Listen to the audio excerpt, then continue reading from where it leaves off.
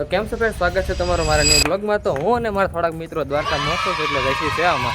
તો જો આ છે મારા મિત્રો, હાય બોલી જાય પબ્લિકને। હજી એક મિત્ર છે આપણે ઘટે છે, હમણાં નીચે આવે ત્યારબાદ આપણે આ ગાડી બેસીને જવાનું છે। તો બધા વ્હાઈટ જ છે, તો ગરમી વધારે છે એટલે એમ છે કે પાણી પીતા બોટલ તો આપણે લીધો નથી ક્યાંક કે હવે આપણે ઓલા ભાઈને ફોન કરી દઈએ એટલે 2 વાગી જશે એટલે ટાઈમ થઈ ગયો છે નીકળવાનો, એટલે હવે આપણે ધીરે ધીરે કરતા નીકળશું દ્વારકા માટે। તો ઇકોમાં બેસીને ચાલતા થઈ ગયા રાજકોટની બાજુ, અને રાજકોટ પહોંચવાનું હતું ને ત્યાંથી આપણે દ્વારકા જવાનું હતું, એટલા માટે હવે હું અને મારો મિત્ર બંને પાછળ જ બેસી ગયા હતા અને બસ કામ કરતા હતા કે પાછળનું દ્રશ્ય હતા, બીજું કંઈ તો કામ કરી ના શકીએ પાછળ બેસી આવે એટલે।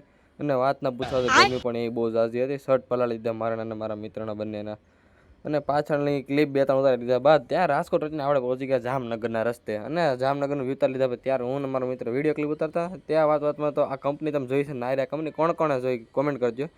અને હાઈવે પર ચડી ગયા એટલે હોની પીડા તો ગાડી હાલતી હતી આપણે, અને થોડી ઘણી ક્લિપ ઉતારવાની હોય આપણે, અને ક્લિપ ઉતારી તો બધા હોટલે થોડોક વિરામ લેવાનો હતો નાસ્તો માટે, તો નાસ્તા માટે બધા મિત્રો જોડાઈ ગયા અને નાસ્તો લેવા માટે તૈયાર થઈ ગયા અને નાસ્તો લેવા માંડ્યા।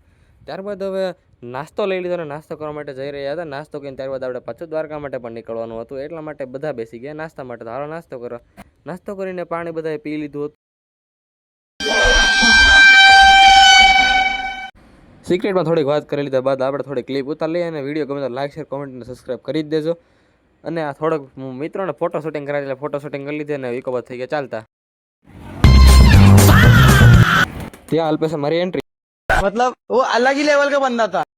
એન્ટ્રી મારી મને ડાયરેક્ટ એને બોલાવીને કીધું હાલતું હવે ઇકોમ બેસી ગયા। Oh shit, not good. Bound બંને જયેશની ઉતારી દીધી મેં ફટાફટ એક ક્લિપ,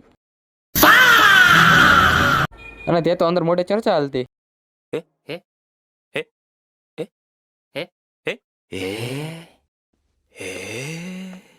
આ બંનેને વાત સમજાણી તો ખબર નહીં, પણ રસ્તા પર હતા ને સાંજનો સમય થઈ ગયો હતો ને હવે આપણે ઓનલી 30 કિલોમીટર દૂર રહ્યા હતા, રાત થવા આવી હતી, અને આ પુલથી આપણે 22 કિલોમીટર દૂર હતા દ્વારકા, અને રાત પડી ગઈ હતી, અને થોડી વારમાં જ આપણે વાતમાં દ્વારકા પહોંચી ગયા।